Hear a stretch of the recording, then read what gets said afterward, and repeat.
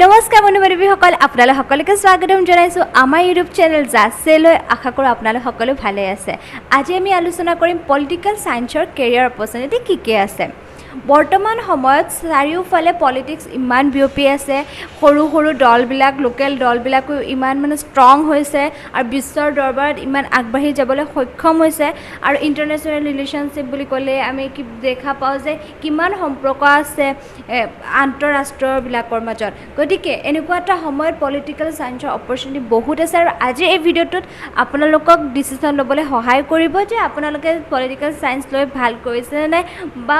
আপোনালোকে এটা গম পাব যে আচ্ছা পলিটিকেল সায়েন্স লৈছোঁ যেতিয়া মই কি হ'ব পাৰিম, কেনেকৈ আগবাঢ়ি যাব পাৰিম। তেনেহ'লে ব'লক আজিৰ ভিডিঅ'টো আমি আৰম্ভ কৰোঁ।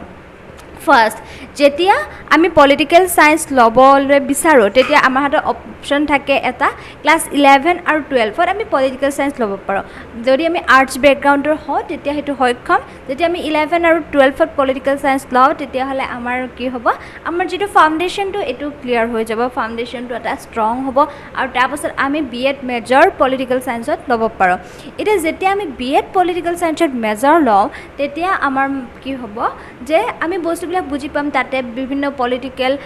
আইডিঅ'লজিবিলাক গম পাম যে মাৰ্কছিজম হওক, নেশ্যনেলিজম হওক, তাৰপাছত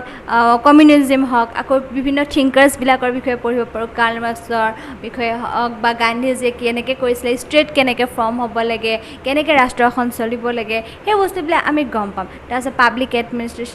এডমিনিষ্ট্ৰেশ্যন বিউৰ'ক্ৰেটছবিলাকৰ বিষয়ে আমি তাতে লিখা থাকিব, তাৰপাছতো পাব্লিক পলিচিবিলাক থাকিব। গতিকে আমি সেই অভাৰঅল এটা আইডিয়া পাই যাম যে পলিটিকেল সায়েন্সটো কি, আৰু বহুতখিনি ডেফ্টৰ ভিতৰতো গুচি যায়। তাৰপাছত যেতিয়া নেকি আমি BA পাছ কৰোঁ, BA আমি পলিটিকেল সায়েন্সত পাছ কৰাৰ পাছত আমাৰ হাতত কি অপৰচুনিটি থাকে ফাৰ্ষ্ট আমি ডিছকাছ কৰিম। প্ৰথম অপৰচুনিটি থাকে যে BA আমি পলিটিকেল সায়েন্সত দিয়াৰ পাছত আমাৰ হাতত এটা থাকে যে আমি ল'ত যাব পাৰোঁ। কাৰণ আমি ল'ত গ'লে কি হ'ব, আমি পলিটিকেল সায়েন্সতো অলৰেডি বস্তুখিনি পঢ়িছোঁৱেই, আৰু ল'ত যেতিয়া আমি সেই কৰ্চটো কৰিম, 3 বছৰীয়া কৰ্চটো কৰিম, তেতিয়া আমাৰ সেই বস্তুখিনি কামত আহিব আৰু তেতিয়া আমি এজন ভাল লয়াৰ হ'ব পাৰিম আৰু আমাৰ সেই এক্সপাৰ্টিজ লেভেলটো আমাৰ বাঢ়ি যাব ল' ক্ষেত্ৰখনত। তাৰপিছত 2 নম্বৰ আমি যদি সেইটোৰ অপৰচুনিটি চাওঁ যে আমি জাৰ্নেলিজিমত যাব পাৰোঁ, কাৰণ এইখিনি বাতৰি কাকততে হওক বা নিউজ চেনেলবিলাকতে হওক পলিটিকেল নিউজৰ ইমান ইম্পৰ্টেঞ্চ আছে, ইমানখিনি ষ্ট্ৰং হয়। গতিকে আমি সেই জাৰ্নেলিজিমৰ ক্ষেত্ৰত যাব পাৰোঁ। তাৰপিছত আমি যদি 3 নম্বৰত চাওঁ যে আমি পলিটিকেল সায়েন্স ল'লোঁ, তাৰপাছত আমাৰ BEd পলিটিকেল সায়েন্সত কৰিলোঁ, কিন্তু আমি তাৰপাছত যেতিয়া নেকি MA কৰিম আমি 3টা ক্ষেত্ৰত যাব পাৰোঁ। এটা হৈছে পাব্লিক এডমিনিষ্ট্ৰেটিভৰ ক্ষেত্ৰত যাব পাৰোঁ, পাব্লিক পলিচি মেকিঙৰ ক্ষেত্ৰত যাব পাৰোঁ, বা ইণ্টাৰনেশ্যনেল ৰিলেশ্যনশ্বিপৰ ক্ষেত্ৰত আমি কি কৰিব পাৰোঁ, MA কৰিব পাৰোঁ। এই 3টা আমাৰ হাতত আদাৰ অপশ্যনো থাকে। এতিয়া আহিলোঁ যে আমি পলিটিকেল সায়েন্সতে MAও কৰিলোঁ, তাৰপাছত আমাৰ হাতত কি অপশ্যন থাকিব। যেতিয়া আমি পলিটিকেল সায়েন্সত MA কৰিম তেতিয়া আমাৰ হাতত বহুত ধুনীয়া নলেজ গেইন হ'ব, আমি একদম ইনডেপথত যাব পাৰিম বস্তুবিলাক, আৰু তেতিয়াই আমি কি কৰিব পাৰিম ধুনীয়াকৈ। ফাৰ্ষ্টটো আমি একাডেমিক্সত যাব পাৰিম। একাডেমিক্সত যাবলৈ হ'লে UGC নেট বা স্লেট দিব লাগিব। যেতিয়া আমি UGC নেট বা স্লেট দিম, UGC নেট পাছ কৰিলে আমি অল ইণ্ডিয়া লেভেলত আমাৰ এটা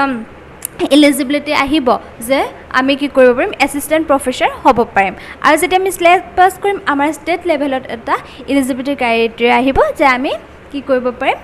ষ্টেট লেভেলত আমি কি কৰিব পাৰোঁ, এছিষ্টেণ্ট প্ৰফেচৰৰ কাৰণে এপ্লাই কৰিব পাৰিম। তাৰপাছত একাডেমিক্সত বুলি ক'লে আমাৰ আজিকালি বহুত ধৰণৰ UPSC কোচিং চেণ্টাৰবিলাক খোলা গৈছে, আৰু UPSC জানোৱে আমি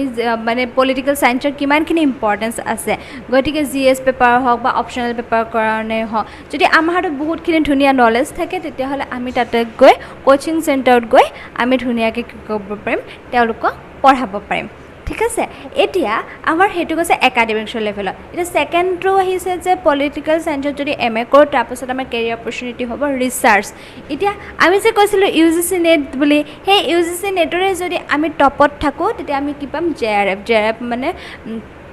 তাৰপিছত যেতিয়া আমি JRF বুলি ক'ম সেইটো আমাৰ কি জুনিয়ৰ ৰিচাৰ্চ ফেলোশ্বিপ। গতিকে সেই JRF পোৱাৰ লগে লগে আমি কি পাম, এটা আমাৰ পইচা এটা পাম, মান্থলি এটা সেই পইচাটো দিব, 30,000 প্লাছ হ'ব সেই পইচাটো, আৰু সেই পইচাটো আমি PhD কৰি থকাৰ সময়ত ইউজ কৰিব পাৰিম আৰু আমি সেইটো ৰিচাৰ্চটো আগবঢ়াই নিব পাৰিম। তাৰপাছত আমি তাৰপাছত যাব পাৰিম মাছ মিডিয়া লেভেলত এতিয়া মাছ মিডিয়া লেভেলত বুলি কোৱাৰ লগে লগে তাতে কি আহিব যে তাতে প্ৰথমতে কোৰেছপণ্ডাৰ আহিব তোমাৰ তাৰপিছত কণ্টেণ্ট ৰাইটাৰ আহিব তাৰপাছত তোমাৰ আহিব যে ছাবজেক্ট মেটাৰ এক্সপাৰ্টিছ আহিব গতিকে এইবিলাক আহিব ছাবজেক্ট মেটাৰ এক্সপাৰ্টিছ বুলি ক'লে কি হ'ব যেতিয়া নেকি এটা নিউজ পেপাৰ এখনতে হওক বা নিউজ পেপাৰৰ এটা এজেঞ্চিতে হওক বা নতুবা তোমাৰ টিভি চেনেল এটাতে হওক কিবা এটা নিউজ দিয়াৰ আগতে আমি বহুতখিনি বস্তু চাব লাগিব বহুতখিনি এছপেক্ট থাকে বহুতখিনি অপিনিয়ন থাকে এনালাইচিছ কৰিব লাগিব বস্তুটো গতিকে সেই গোটেইখিনি বস্তু কোনে এনালাইচিছ কৰিব অপিনিয়ন এছপেক্টবিলাক কোনে চাব সেই এক্সপাৰ্টিছজনে গতিকে আমি যদি ভালকৈ জানো বস্তুবিলাক আমি যদি ভালকৈ সেই পলিটিকেলি আমি এৱেৰ হওঁ তেতিয়াহ'লে সেই বস্তুটো আমি ভালকৈ কৰিব পাৰিম তাৰপিছত যে কোৰেছপণ্ডাৰবিলাকে কমপ্লাইণ্ট কৰিব গোটেই নিউজখিনি মানে গোটেই মানে কয় ন একঠা কৰা মানে গোটাব গোটেই বস্তুখিনি গেডাৰ কৰিব আৰু তাৰপাছত সেইটো নিউজলৈ ফৰ্ম কৰিব তাৰপাছত আছিলে কণ্টেণ্ট ৰাইটাৰে পলিটিকেল কণ্টেণ্ট ৰাইটাৰে কি কৰিব ধুনীয়াকৈ লিখিব বস্তুখিনি সেইটো কণ্টেণ্ট ৰাইটাৰ এজন কি হ'ব নিজে মানে ছেল্ফ ছাফিচিয়েণ্ট মানে অনলাইনত নিজেও দিব পাৰে আৰু নতুবা কোনো নিউজ এজেঞ্চিৰ থ্ৰুদিও দিব পাৰে বা NGOৰ কিবা মানে কি আছে যে NGOৰ কিবা এটা কাৰণত তেওঁলোকে তাতেও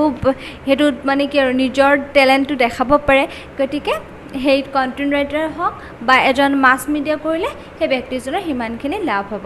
আৰু এইটো কেতিয়া হ'ব যেতিয়া নেকি আমাৰ সেই জ্ঞানখিনি থাকিব পলিটিকেল চায়েন্সৰ ঠিক আছে তাৰপাছত যেতিয়া নেকি আমি ক'ব লাগিব যে আমি তাৰপাছত এটা মষ্ট ইম্পৰ্টেণ্ট আমি পাহৰি যোৱা নাই মানে সেইটোতো আছে প্ৰত্যেকজন মানে যিয়ে এনেকৈ আৰ্টছৰ এনেকৈ ছাবজেক্টবিলাক ল'ম বুলি ভাবে বা এনেকুৱা যি হেভি ছাবজেক্টবিলাক political science economic geography history এইবিলাক বোলে তেতিয়া মাইণ্ডত আহে যে চিভিল ছাৰ্ভিচত যাব গতিকে যে চিভিল ছাৰ্ভিচ এটা ধুনীয়া অপশ্যন আমি ভালকৈ তাতে যাব পাৰিম কাৰণ পলিটিকেল চায়েন্সত GS পেপাৰত লাগে অপশ্যনেল হ'ল আৰু আমি কি শাসন মানে কি কেনেকৈ আমি গোটেইখিনি মেনেজ কৰিম কেনেকৈ আমি শাসন কৰিম কেনেকৈ ঠিক ঠাককৈ চব নিম সেইটোৱেতো আমাৰ মানে মেইন গ'ল ন গতিকে সেইটো বহুত ৰিলেটেবল হৈ যায় গতিকে আজি এই ভিডিঅ'টোত আমি আলোচনা কৰিলোঁ যে পলিটিকেল চায়েন্স ল'লে আমি কি কেৰিয়াৰ অপশ্যন পাওঁ আমি কেনেকৈ ৰাস্তাৰে আমি আগবাঢ়ি যাব পাৰোঁ গতিকে আশা কৰোঁ আপোনালোকে নিশ্চয়কৈ উপকৃত হ'ল আৰু আজিকালি সময়ৰ লগে লগে আৰু বহুত নতুন কেৰিয়াৰ অপশ্যনবিলাক আহি আছে আৰু এইবিলাক ট্ৰেডিশ্যনেল এতিয়া আমি কি কৰে মানুহে এনেকৈ পলিটিকেল নিউজ বনায় নিজে কিছুমান নিউজ বনায় ব্লগ বনায় লিখে তাৰপাছত সেইবিলাক পষ্টবিলাক টুইটাৰত দিয়ে তো ফেচবুকত দিয়ে ইনষ্টাগ্ৰামত দিয়ে মানে বস্তুবিলাক বহুত চেঞ্জেছ আহি আছে গতিকে যদি আপোনালোকৰ এটা ছাবজেক্টৰ